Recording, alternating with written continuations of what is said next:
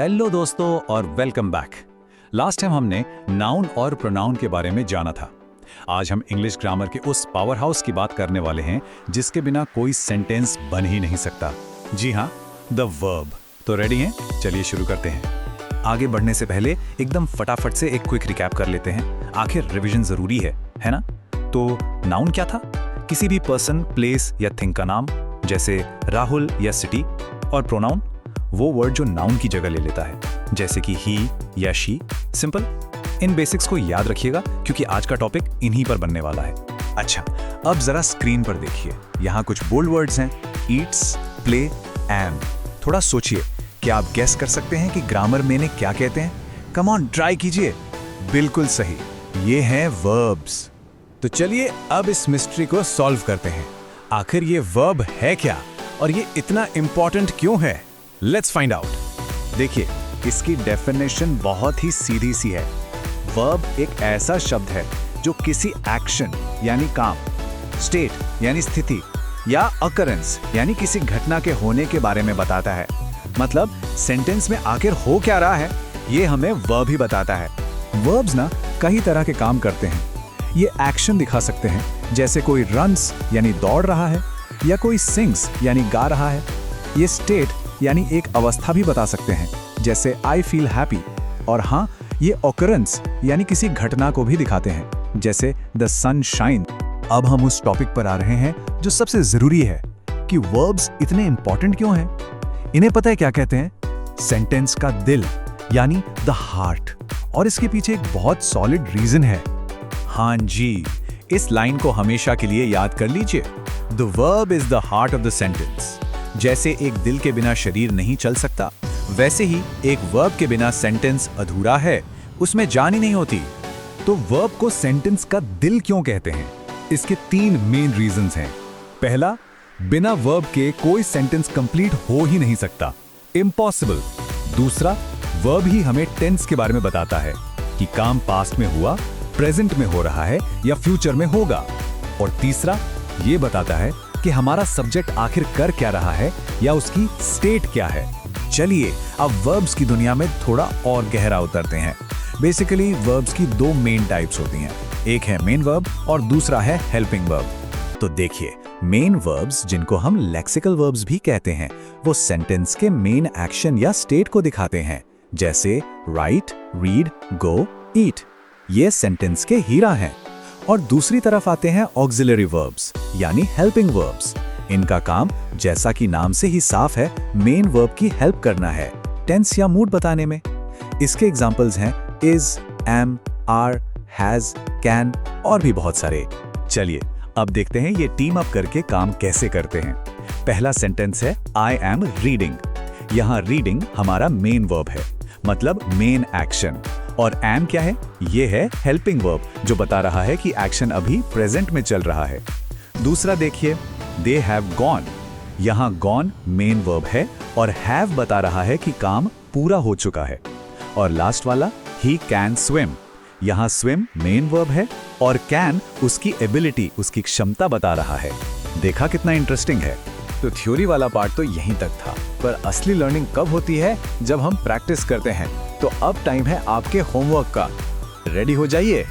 आपका टास्क बहुत सिंपल है। स्क्रीन पर आपको 4 सेंटेंसेस दिख रहे हैं। आपको बस इनमें मेन वर्ब और ऑक्सिलरी वर्ब अगर है तो उसको पहचानना है। सेंटेंसेस हैं we are learning English, she has finished her work, birds flying the sky और यू शुड स्टडी हार्ड। अपने आंसर्स नीचे कमेंट्स में पोस्ट करना मत भूलिएगा। देखते हैं किस किस को सब अच्छे से समझ आया है। तो इंतजार किस बात का? जल्दी से बताइए इन सेंटेंसेस में मैं और हेल्पिंग वर्ब्स कौन कौन से हैं। अपने आंसर्स कमेंट्स में शेयर कीजिए। नमस्कार। कभी सोचा है कि इंग्लिश में एक ही काम, मान लीजिए जाना, इसको बताने के लिए गो, गोज, वेंट, गॉन, गोइंग, इतने सारे वर्ड्स क्यों हैं? तो आज हम इंग्लिश ग्रामर की इसी पहेली को सुलझाने वाले हैं और वर्ब्स के इन 5 रूपों में महारत हासिल करेंगे। यही सवाल हम सबके मन में कभी ना कभी तो आता ही है कि भाई एक ही वर्ब जैसे गो इतने अलग अलग रूप कैसे ले लेता है? या फिर ईट यानी खाना कभी एट बन जाता है तो कभी ईटिंग हो जाता है। ये वाकई एक पजल जैसा लगता है ना? जरा स्क्रीन पर इन वाक्यों को देखिए। काम तो एक ही हो रहा है, स्कूल जाना, लेकिन वर्ब गो को देखिए, ये अपना रूप बदलता जा रहा है। कहीं गो है तो कहीं गोज, फिर वेंट, गॉन और गोइंग। वैसे क्या आप इन वाक्यों में टेंस का अंदाजा लगा पा रहे हैं? यही तो वो सीक्रेट है जिसे आज हम अनलॉक करने वाले हैं। तो इसका सारा राज छिपा है दो चीजों में। एक तो वाक्य का समय यानी कि टेंस, और दूसरा काम करने वाला यानी सब्जेक्ट। ये वर्ब आप समझिए एक गिरगिट की तरह है जो सब्जेक्ट और टेंस के हिसाब से अपना रंग मतलब अपना रूप बदल लेता। और अच्छी खबर यह है कि इस पजल का सॉल्यूशन बहुत ही सिंपल है। इंग्लिश ग्रामर में हर वर्ब के मेन रूप से सिर्फ 5 फॉर्म्स होते हैं और इन्हें हम V1, V2, V3, V4 और V5 के नाम से जानते हैं। तो चलिए V1 से V5 तक के इस कोड को क्रैक करते हैं। अब इन पांचों रूपों को एक साथ समझने के लिए जो टेबल स्क्रीन पर आने वाली है वो आपकी मास्टर की है। ये टेबल आपके बहुत काम आएगी, तो मेरा सजेशन है कि इसका एक स्क्रीनशॉट लेकर जरूर रख लें। ये रही वो जादुई टेबल। देखिए, V1 यानी वर्ब का base form, V2 past simple, V3 past participle, V4 present participle यानी कि ING फॉर्म, और आखिर में V5 SES फॉर्म। गो, ईट, प्ले, हर वर्ब ज्यादातर इसी पैटर्न को फॉलो करता है। ठीक है, टेबल तो हमने देख ली, पर अब एक एक करके हर फॉर्म की पावर को समझते हैं। देखते हैं कि ये कब, कहां और कैसे इस्तेमाल होते हैं। तो बताइए किस फॉर्म के बारे में जानने के लिए सबसे ज्यादा एक्साइटेड है? चलिए V1 से ही शुरू करते हैं। तो सबसे पहले है V1 यानी बेस फॉर्म। ये वर्ब का ओरिजिनल हीरो है। इसका असली रूप बिना किसी मेकअप के एकदम प्योर। इसका इस्तेमाल होता है प्रेजेंट सिंपल टेंस में प्लूरल सब्जेक्ट्स के साथ, जैसे आई, वी, यू, दे इनके साथ। जैसे दे प्ले फुटबॉल, यहाँ दे प्लूरल है, इसीलिए हमने वर्ब का बेस फॉर्म प्ले इस्तेमाल किया। सिंपल। एक और उदाहरण देता हूं, वी सिंग सॉन्ग्स। अब V1 का इस्तेमाल करके एक सेंटेंस कमेंट्स में बनाइए तो जरा। अब आते हैं V2 पर, यानी पास्ट सिंपल फॉर्म। ये फॉर्म एक टाइम मशीन की तरह है जो हमें सीधा पास्ट में ले जाता है।